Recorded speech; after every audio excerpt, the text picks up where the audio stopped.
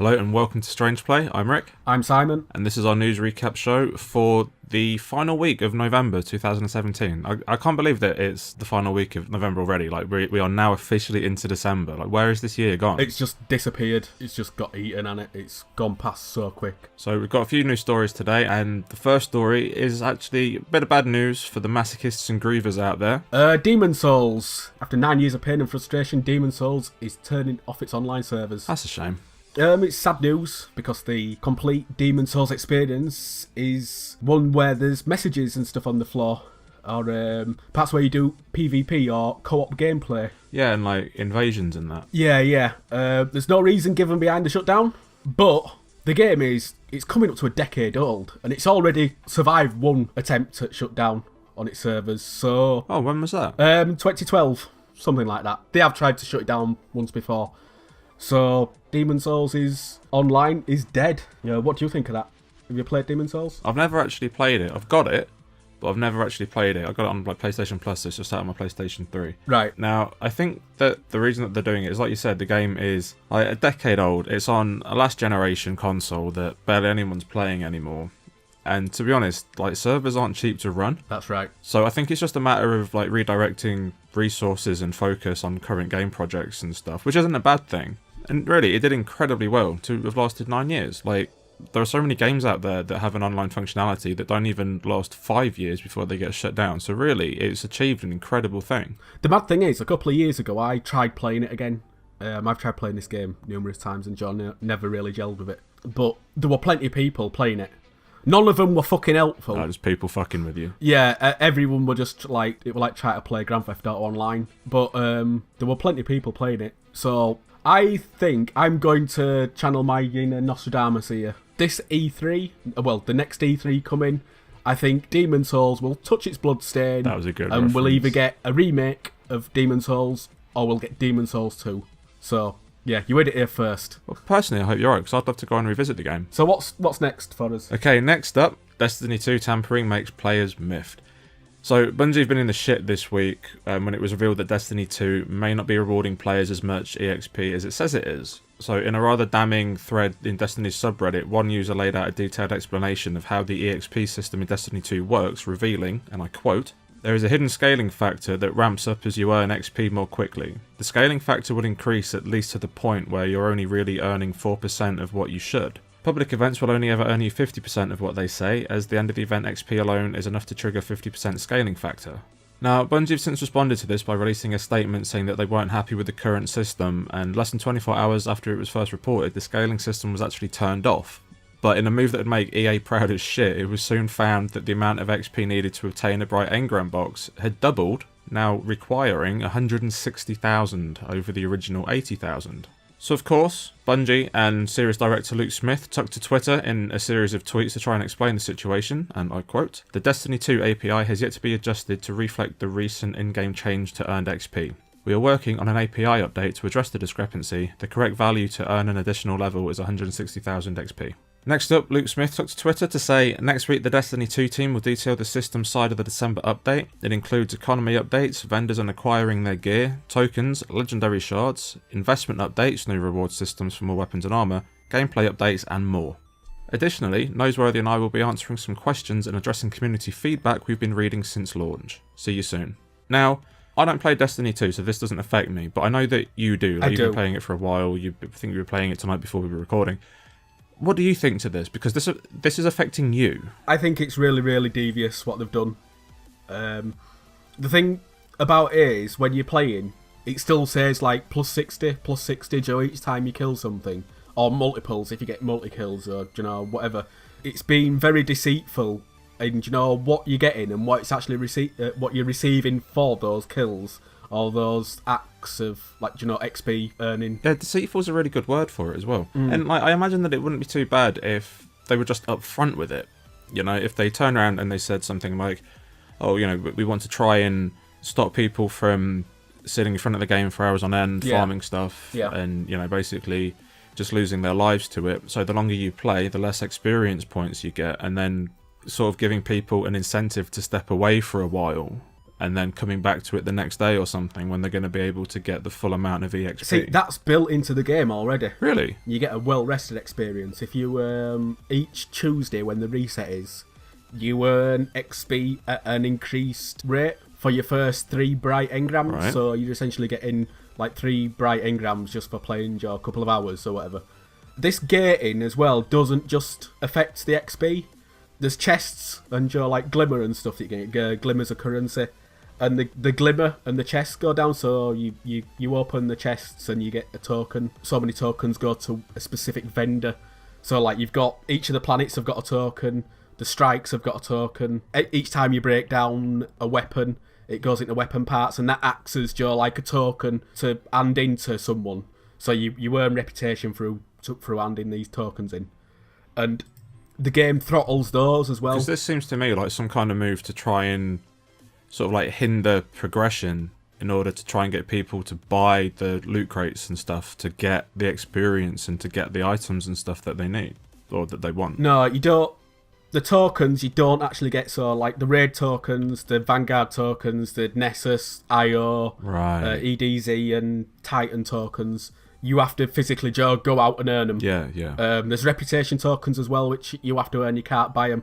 The only things that you can buy in the bright engrams, and it's basically stuff like emotes, skins for your Shaders? shaders, skins for your weapons, and stuff like ships. Do you know, like on the loading screens, you're in the ship, and sparrows as well. So Oh, they like those little bikes. yeah. In the grand scheme of things, they're not really worth that much. Like I've got to be honest, when I get the bright engrams, I just leave them. Like, most people might go and open them. Just like in the game of Overwatch, they might leave a game to open a chest, Yeah. a loot box.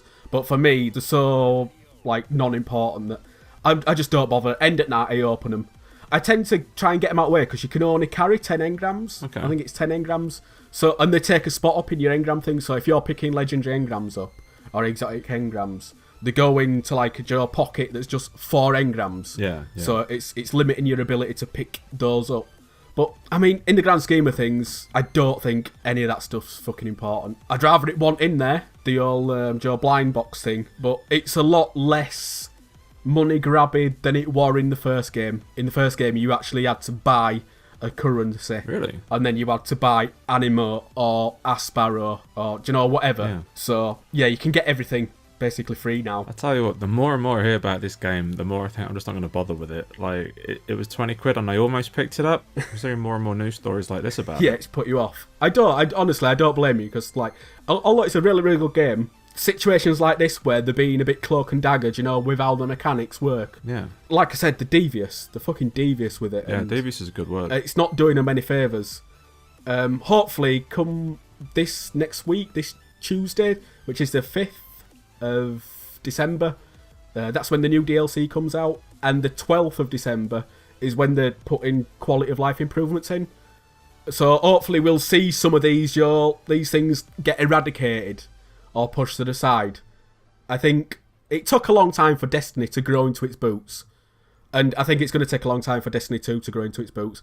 But things like this are not acceptable. No, I agree. You can't behave like But this. we'll wait and see. We'll see what happens with these quality of life changes that they're making. And then if it has improved, maybe I'll pick it up in the new year. Maybe. Right, what have you got next for us, mate? Okay, XCOM and Civilization look like they will get expansions instead of new games. Okay. So we talked about this earlier on in the podcasts. Strauss Zelnick, the CEO of Take-Two Interactive, said that all games from now on would have recurrent purchase options in there for the, you know... Yeah, I remember that story. Yeah, so Firaxis happen to be under the umbrella of Take-Two Interactive, and they're the creators of Civilization and XCOM, if you didn't know.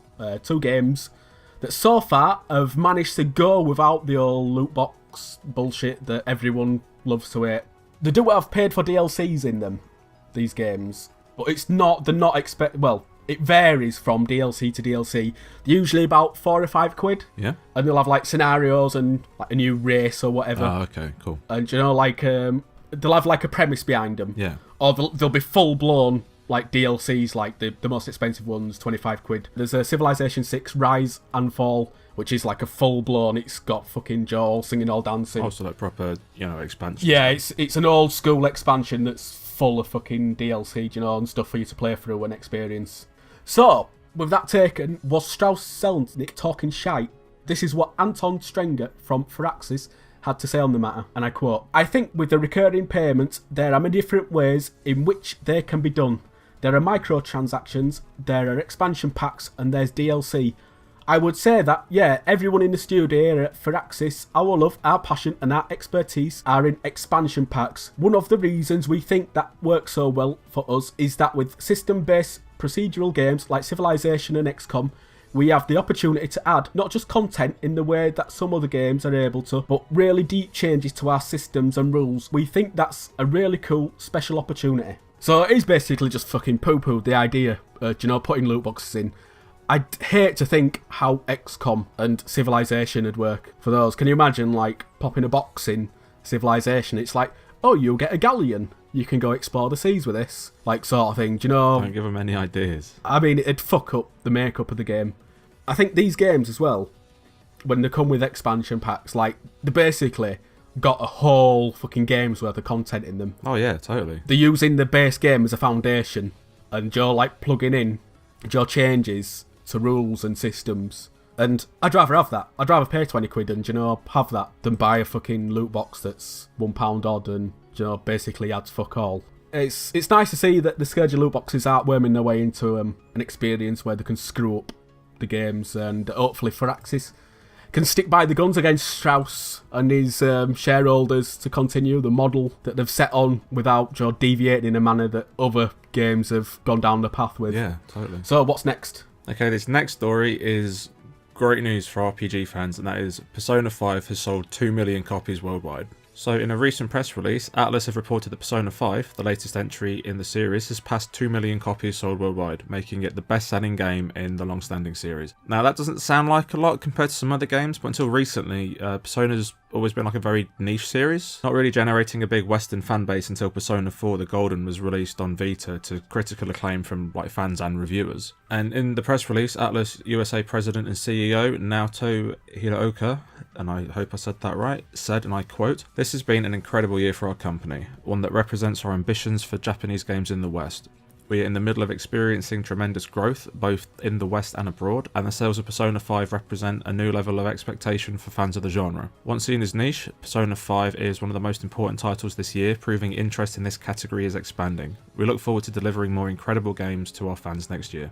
Now, I'm a massive fan of the series, and I think this is definitely something that should be celebrated, as it means that Atlus have noticed that there's an audience for their games in the West, and are much more likely to bring some of the more like obscure and weirder titles over here. Yeah, I think as well there's a shift for people that are fucking fed up of Western games, and they're looking towards Eastern games, Joe, to take a break from the all fucking being nickel and dimed. I don't know if these nickel and diming in these games. No, not really. Like, there is paid for DLC packs, like costumes, like you can get different costumes from some of the older games, right, and like personas from some of the older games, but kind of inconsequential stuff really. Yeah, they're not like mandatory for enjoying the game. Yeah, it's just stuff like, oh, you enjoyed Persona 3, here, dress up like the characters from Persona 3 sort of thing. But like I said, I think this is maybe a shift in Western tastes, like moving across to a game that's potentially 100 hours long. It's not going to cost them anymore. It's got good music. It's got a good mechanics behind it. A good story. Yeah, like it's got possibly the best turn-based battle system that I've ever played with in an RPG, if I'm honest. Yeah. I've heard nothing wrong with this game. Like, even someone who's not into these games, like, sometimes I think, should I pick this up, John? Have a gander at it? Which is unusual for me, because you know I don't play those sort of games, so... Yeah. So that's that over. But yeah, it's nice to end an episode on some good news for a change, when we're not talking about those fucking loot boxes. So I think this is a good place I need to leave it for now. So thank you very much for listening, and we will see you next week. Thanks for listening. Goodbye.